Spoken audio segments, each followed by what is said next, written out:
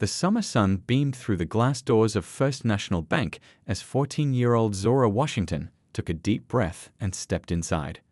The cool air hit her face, a welcome relief from the heat outside.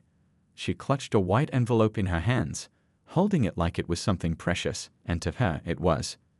Inside was a check for $2,500, money she had earned herself by building a website for Mrs. Chen's flower shop downtown. Zora had spent weeks on that project, staying up late to perfect the online ordering system. She learned coding through free online classes and finally had something real to show for all those hours. Her mom had been so proud when Zora showed her the finished site, and even prouder when Mrs. Chen handed over the check. "Time to open your own account," her mom had said that morning. "You earned this money. You should learn how to manage it yourself." The bank was busy for a Tuesday afternoon. Men and women in business clothes stood in line, checking their watches and phones. Zora looked down at her own outfit, just jeans, sneakers, and her favorite blue hoodie. She suddenly felt small, but remembered what her mom always told her: stand tall. You belong anywhere you choose to be. So she straightened her shoulders and got in line, rehearsing what she would say when it was her turn. She had done her research on what teens needed to open an account. She knew she'd need her school ID and social security card, which she had tucked safely in her backpack. When her turn came, Zora approached the customer service desk with a polite smile. Behind the desk sat a middle-aged man with thinning hair and glasses that slid down his nose. The nameplate on his desk read, "James Perkins, Customer Service Representative." "Good afternoon," Zora said, trying to sound grown-up. "I'd like to open a savings account, please." James Perkins barely looked up from his computer. "Are you here with a parent?" he asked, his fingers still typing something. "My mom's in the car on a business call. She said I could start the paperwork," Zora explained. "I have my ID and everything else I need." This made James stop typing. He finally looked at Zora properly, his eyes moving from her face to her casual clothes, then to the envelope in her hands. "How old are you?" he asked, his voice taking on a different tone. 14, sir." "And what's in the envelope?" Zora's face lit up with pride. "It's my first payment for a website I designed. I'd like to deposit it and start saving." James raised an eyebrow. "You designed a website?" "Yes, sir. For a flower shop downtown. It took me 3 weeks to finish." "And how much is this payment?" The way he said payment made it sound like he didn't believe her. $2,500, Zora said, her voice growing quieter as she noticed his expression change. James let out a short laugh. $2,500? For a website that you made? The way he emphasized "you" made Zora's stomach tighten. A few people in line glanced over, making her cheeks warm with embarrassment. "Yes, sir," she said. "I can show you the website on my phone if you—" "That won't be necessary," James cut her off. He held out his hand. "Let me see this check." Zora opened the envelope and carefully handed over the check Mrs. Chen had given her. James examined it like he was looking for something wrong, turning it over and holding it up to the light. "Where did you really get this?" he asked, his voice low enough that only Zora could hear. "I told you," she replied, her earlier confidence fading. "I built a website for Mrs. Chen's flower shop." James placed the check on the counter between them. "Look, young lady, we take fraud very seriously at this bank. Did someone put you up to this?" Zora felt her throat tighten. People in line were definitely staring now. The proud moment she had imagined, opening her first bank account with money she had earned through her own skills, was turning into something else entirely. "Nobody put me up to anything," she said, fighting to keep her voice steady. "That's my check. I earned it." James folded his arms across his chest. "I think we should call your mother in here, right now." Zora didn't know it yet, but her mother's arrival would change everything. Zora felt like everyone in the bank was staring at her. She clutched the edge of the counter, watching as James Perkins held her check like it was something dirty. "You want to deposit $2,500? James asked again, his voice louder than before. An older woman in line looked over curiously. "And you're saying you earned this money by making a website?" The way he said it made it sound impossible. Zora nodded, trying to keep her voice steady. "Yes. I built an online store for Mrs. Chen's flower shop. She can take orders online now." James tapped his fingers on the desk, looking at Zora with narrowed eyes. Do you have any proof of this work? Any paperwork showing you did this job? Zora hadn't expected this question. I have the website on my phone. I can show you. And Mrs. Chen wrote web design in the memo line of the check. He barely glanced at the memo line. That doesn't prove you did the work. Where did a kid like you learn to build websites anyway? A kid like you? The words stung. Zora straightened her shoulders. I taught myself. I took free classes online and practiced a lot.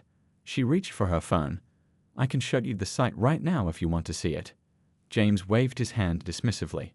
That won't be necessary. We need to follow proper procedures for unusual transactions. Zora noticed a boy about her age at another desk across the room. He was with his dad, both wearing golf shirts and khaki pants. The bank employee helping them was smiling, joking with them as they filled out paperwork. What procedures? Zora asked, turning back to James. I just want to open an account and deposit my check. Well, for starters, minors can't open accounts without a parent present, James said firmly. That's bank policy. My mom's just outside in the car, she said. We need her in here, not in the car, James interrupted. And for deposits this large from minors, we need additional verification.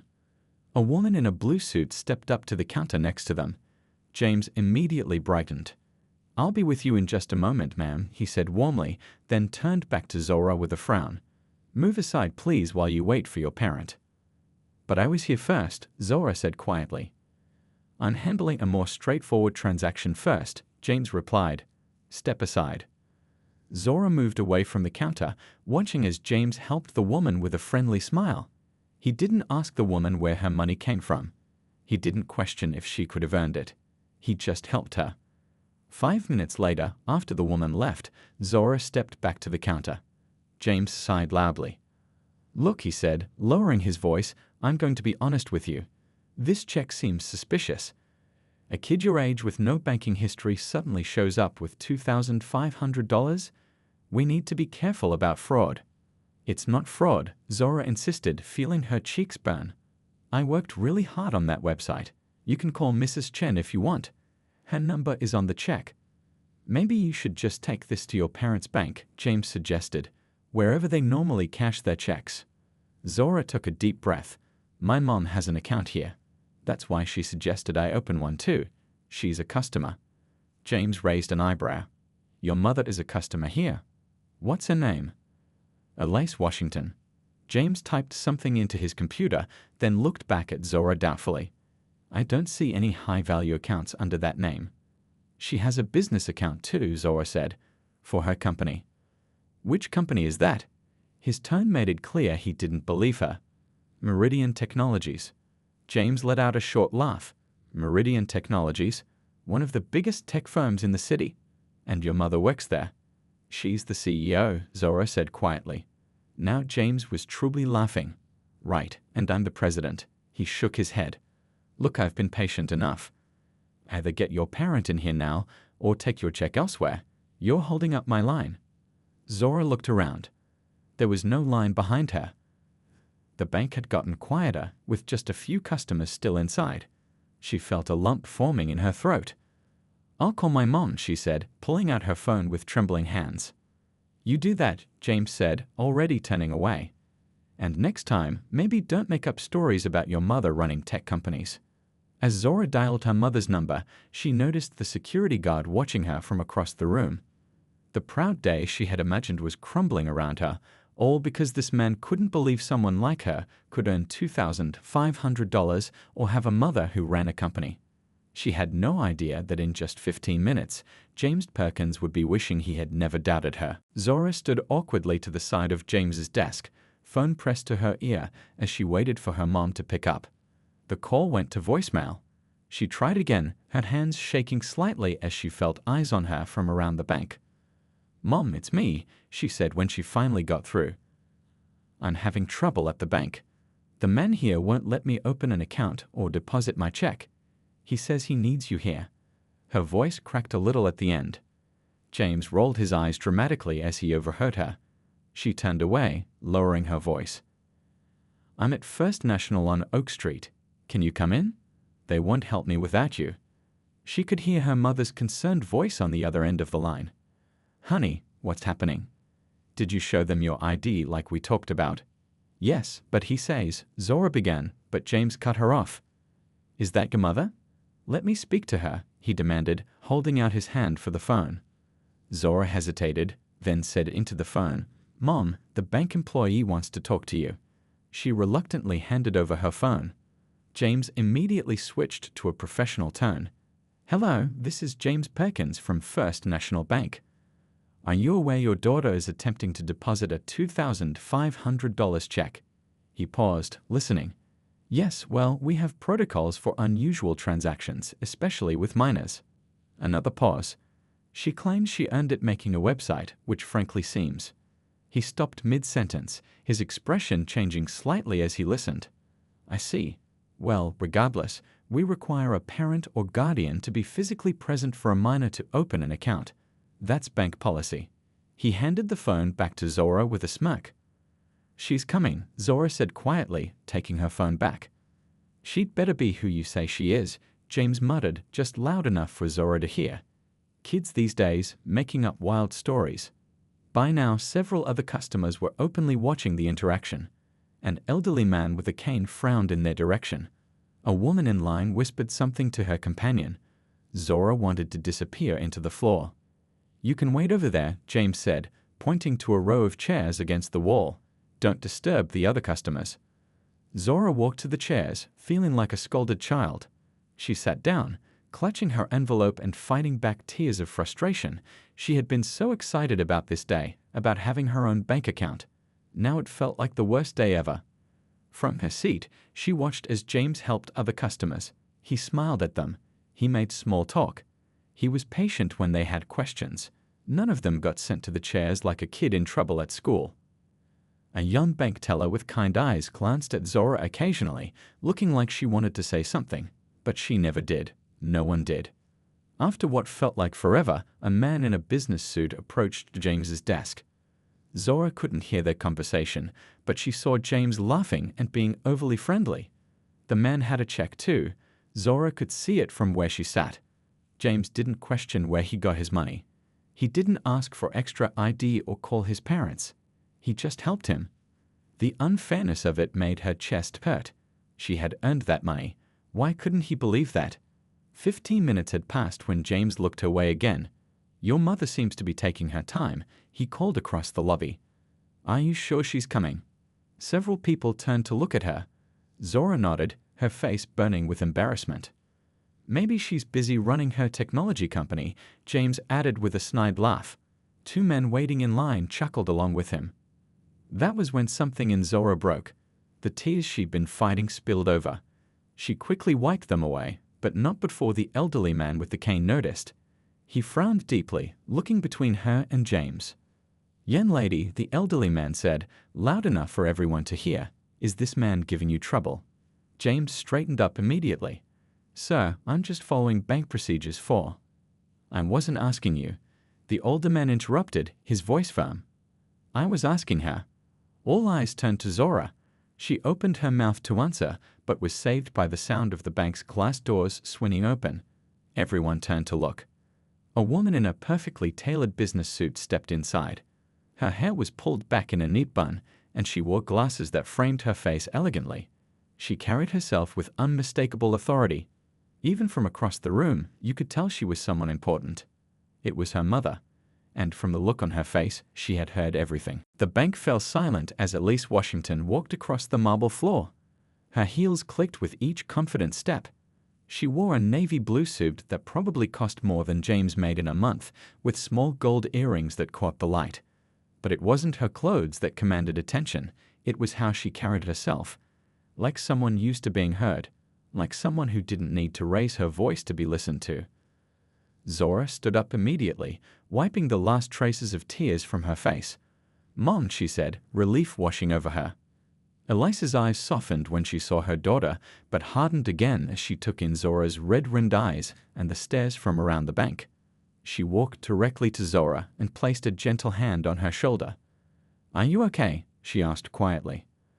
Zora nodded, though it wasn't entirely true. Elise seemed to understand this. She squeezed Zora's shoulder before turning toward James's desk.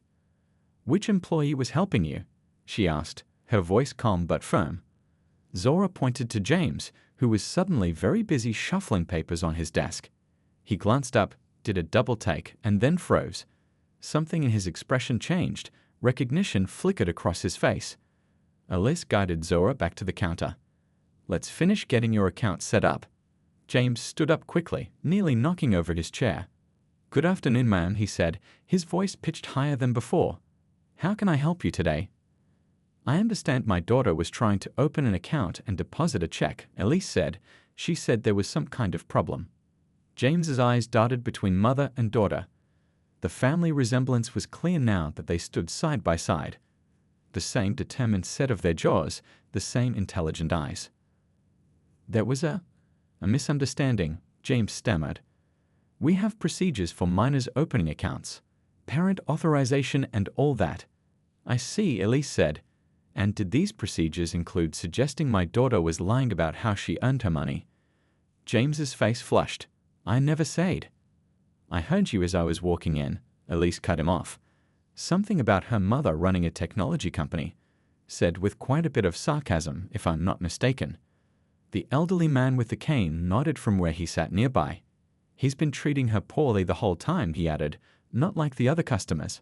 I was about to say something myself. James's mouth opened and closed like a fish out of water. "Sir, ma'am, I assure you I was following bank protocols for unusual." "Unusual?" Elise raised an eyebrow. "What exactly is unusual about a young person wanting to open a savings account with money they earned?" "The amount," James said weakly. $2,500 is a lot for someone her age. "My daughter built a website for a local business," Elise said. "She charged a fair market rate for her skills.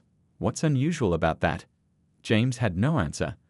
By now, the branch manager had noticed the commotion. He was a tall man with a receding hairline, and he hurried over with a concerned expression. "Is everything all right here?" he asked, looking between Elise and James. "No, everything is not all right," Elise replied. "I'd like to speak with you about how my daughter was treated today." The manager nodded quickly. "Of course. I'm Thomas Reynolds, the branch manager. Would you like to speak in my office?" "In a moment," Elise said. She turned back to James, who seemed to be shrinking in his chair. "First, I'd like to complete the original transaction my daughter came in for." She placed her business card on the counter. "I'll be authorizing her account. I believe you'll find all the proper documentation is in order." James picked up the card, and his face went pale. The card read, ** Elise Washington ** Chief Executive Officer ** Meridian Technologies *. James looked up, recognition dawning fully now.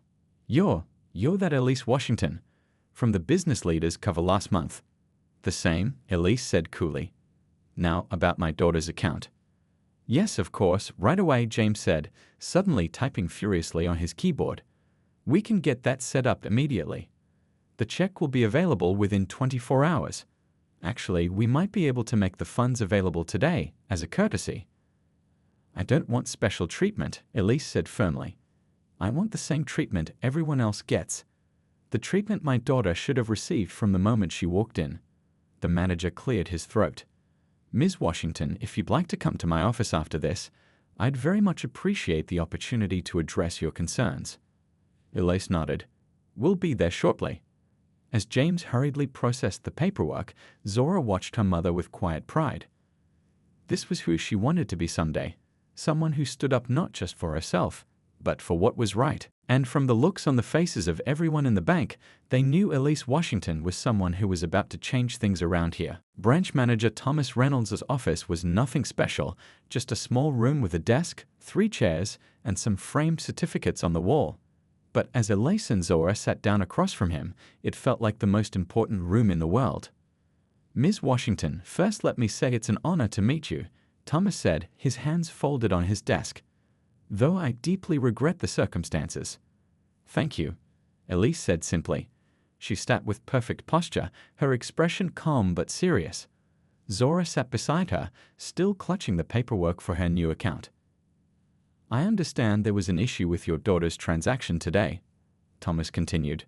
I'd like to hear exactly what happened. Elise turned to Zora. Would you like to tell him, or should I? Zora took a deep breath. The past hour had been humiliating, but something about her mother's steady presence gave her courage. I came to open an account with money I earned building a website, she began. Mr. Perkins didn't believe I could have earned that much money. He kept asking where I really got it from. He treated me like I was lying or doing something wrong. Thomas nodded, his expression concerned. Go on. While I was waiting for my mom, I watched him help other customers. He was nice to them. He didn't question their money or make them wait. He laughed with them. Zora's voice grew stronger. But with me, he acted like I was trying to trick him. I see, Thomas said quietly. Ms. Washington, did you witness any of this behavior? I arrived at the end, but what I heard was concerning, Elise replied. Your employee was openly mocking my daughter about her claim that her mother runs a technology company, as if that was clearly an absurd lie. Thomas looked genuinely troubled. That's completely unacceptable. I apologize sincerely. I don't want apologies, Elise said. I want to understand if this is how your bank typically treats young black customers, or if this was an isolated incident with one employee. The question hung in the air. Thomas didn't answer immediately, which told Elise more than words could have. Let me show you something, Elise said, pulling out her phone. She tapped a few times, then placed it on the desk. This is my daughter's website portfolio.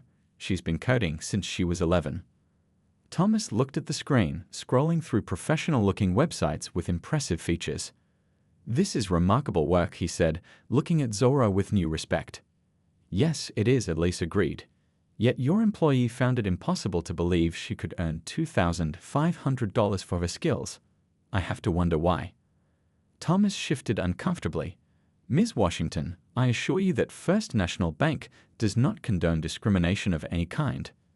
Policies on paper are one thing, Elise said. What actually happens in your lobby is another. I'm not just speaking as Zora's mother now. Meridian Technologies has over 4,000 employees who need banking services. We currently have our corporate accounts with First National. That's millions of dollars flowing through your bank annually.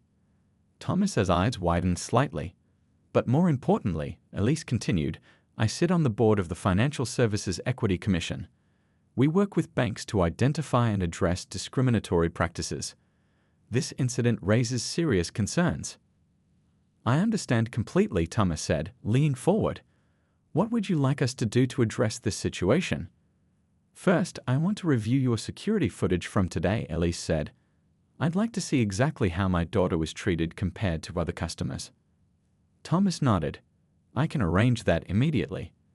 Second, I want to know what training your staff receives on bias and equitable customer service. We have an annual diversity training, Thomas began. Once a year isn't enough, Elise interrupted. Not if this is the result. Zora had been quiet, but now she spoke up. The worst part wasn't that he didn't believe me. It was that everyone else saw it happen and nobody said anything except that older man. Everyone just watched. Thomas looked at Zora directly. I'm truly sorry that happened in our bank. You deserved better. For the first time, his apology sounded genuine. Here's what I propose, Elise said. Rather than immediately taking this matter further, I'll give your bank an opportunity to make meaningful changes. I'd like to see a comprehensive plan addressing both individual accountability and systemic improvements. Thomas nodded eagerly. Yes, absolutely. I can have something drafted by tomorrow. Good, Elise said. She stood up, signaling the meeting was ending. Because I meant what I said out there. I don't want special treatment because of my position. I want equal treatment for everyone who walks through your doors, regardless of their age, appearance, or the color of their skin. As they walked out of the office, Zora noticed James Perkins watching nervously from his desk. He quickly looked away when their eyes met. What had started as the worst day had turned into something important. Something that might make a difference not just for her, but for others too. The next morning, Thomas Reynolds sat at his desk reviewing the security footage from the day before. He had come in early, before any other employees arrived, to watch it uninterrupted. What he saw made him deeply uncomfortable. The footage was clear. James had spent an average of 4 minutes with other customers. With Zora, he had taken over 15 minutes, and his body language was completely different, leaning back, arms crossed, eyebrows raised in disbelief. The footage had sound too. Thomas winced as he heard James's dismissive tone, the way he questioned Zora repeatedly about where she really got the money, his mocking comments about her mother. Thomas paused the video and rubbed his forehead. There was no denying it. This wasn't just poor customer service. It was exactly what Ms. Washington had called it, discrimination. His phone rang. It was the regional director. Reynolds. I just got a call from Elise Washington's office. Did we really have an incident with her daughter yesterday? Yes, sir, Thomas admitted. I'm reviewing the footage now. It's not good. There was a heavy silence on the other end of the line. Fix this, Reynolds. Fix it today. By the time James Perkins arrived at work at 8:45, Thomas was waiting for him. My office, please, he said quietly. James followed, looking confused.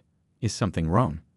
Inside the office, Thomas gestured for James to sit down. I've been reviewing yesterday's interaction with Zora Washington. The girl with the big check. James shrugged. I was just being cautious. Large deposits from minors are unusual. Thomas turned his computer monitor so James could see it. I'm going to play the security footage. I want you to watch it. For the next 20 minutes, James had to watch himself through the eyes of others.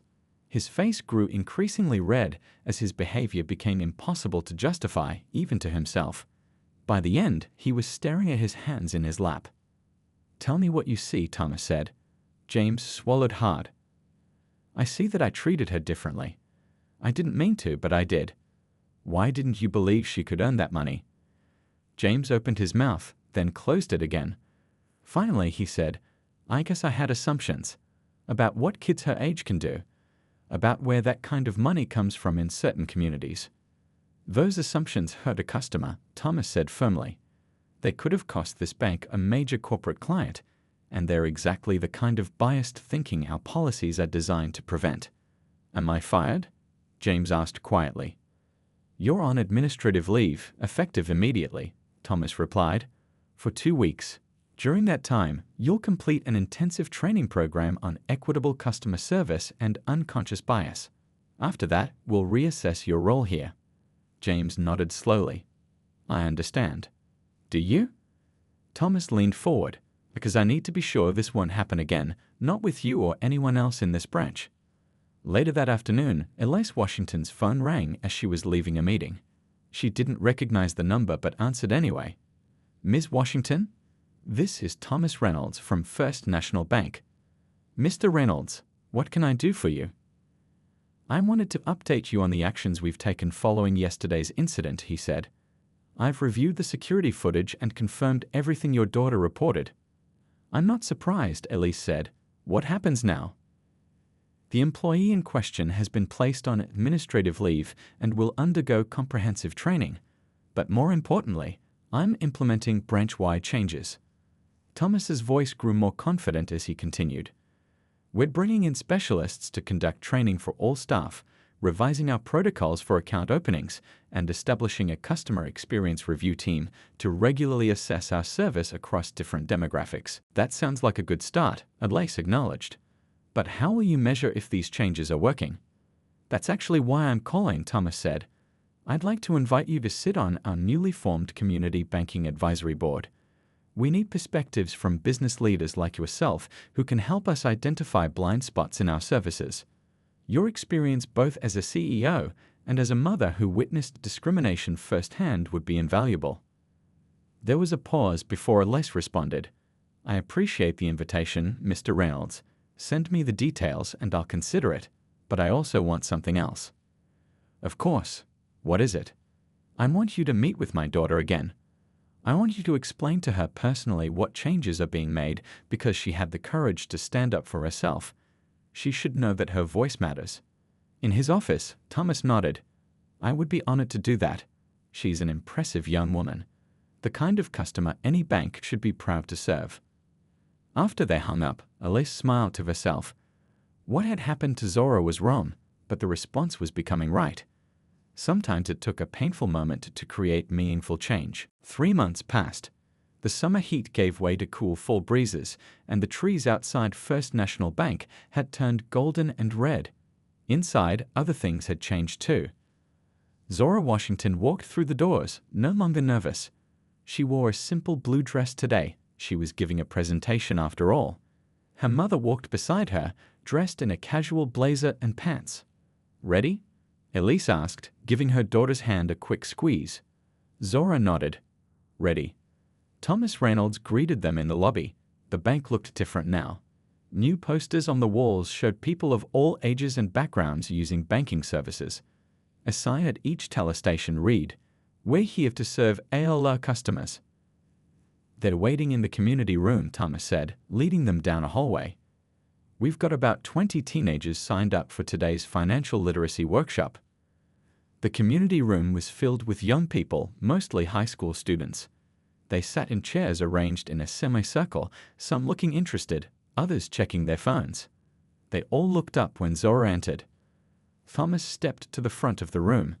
"Everyone, I'd like to introduce today's guest speaker. This is Zora Washington, a young entrepreneur who's going to talk about saving money and building credit as a teenager." Zora took a deep breath and stepped forward. 3 months ago, she'd been humiliated in this bank. Now she was teaching other kids here. Life was strange sometimes. "Hi everyone," she began. "I'm Zora and I'm 15. Last summer, I opened my first bank account here with money I earned building websites. Today, I want to talk about why it's important to start managing your money now, even if you don't have much yet." As Zora spoke confidently about saving strategies and how she tracked her web design income, Elise watched from the back of the room with pride. Her daughter had turned a painful experience into something positive. After the workshop, Thomas approached Elise. "The Community Banking Advisory Board meeting is next week. Will you be attending?" "I wouldn't miss it," Elise replied. "I've reviewed your quarterly customer service metrics. There's improvement, but we still have work to do." Thomas nodded. "I know, but we're committed to getting it right." Across the lobby, Zora noticed a familiar face, James Perkins. He looked different somehow, less important in his buttoned-up shirt. He worked at a desk in the back now, away from customers. When he saw Zora, he quickly looked down at his papers. Later that afternoon, Zora and Elise sat in a coffee shop near the bank. "How did it feel?" Elise asked. "Going back there as a teacher instead of just a customer?" Zora stirred her hot chocolate. "Good, really good, but also weird. I kept remembering how it felt that day, like I didn't belong there. And now? Now I know I belong wherever I choose to be," Zora said, echoing her mother's words from months ago. "And I want other kids to know that too." Elise smiled. "You know, the Banking Commission was impressed by what First National has done since the incident. They're using the new training program as a model for other banks in the region." "Really?" Zora looked surprised. "Really, your story is making changes beyond just this one branch." Zora's phone buzzed with a notification. She glanced at it and grinned. "Mrs. Chen just referred another client to me. A bookstore owner who needs an online store." "That's wonderful," Elise said. "What will you charge for this one?" Zora thought for a moment. 3,000. My skills have improved, and my time is worth more now." Elise nodded approvingly. "Never undervalue your work."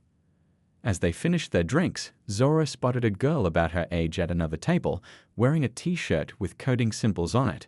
She seemed to be working on a laptop, frowning at something on the screen. Zora recognized that look, stuck on a coding problem. "I'll be right back," she told her mom. Zora approached the girl and introduced herself. "Are you coding? I might be able to help if you're stuck." The girl looked up in surprise. "Really? Do you know Python?" "I do," Zora said, pulling up a chair. "I'm a web developer." As Zora helped the girl debug her code, Elise watched from their table. The incident at the bank had been painful, but it had also given Zora something valuable: confidence in herself and her abilities, and the knowledge that speaking up could create real change. Sometimes, Elise thought, the most important lessons came from the hardest moments. And sometimes, those lessons changed not just one life, but many.